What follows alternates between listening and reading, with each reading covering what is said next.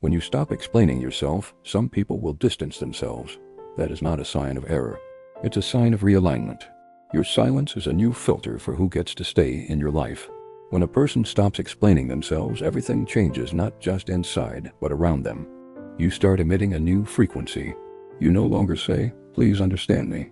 You emanate, "I know who I am, and I don't need your permission." And the world inevitably responds. Relationships that have always depended on your submission, emotional, intellectual, or behavioral, begin to reveal themselves for what they are: fragile, one-sided, and based on imbalance. When you stop explaining yourself, you break the implicit pact of inferiority.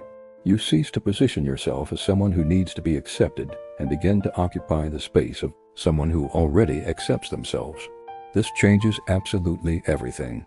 Some people will distance themselves, and this is an important part of the journey.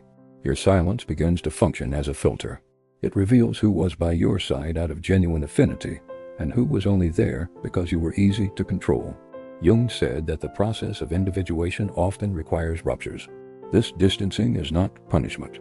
It is liberation.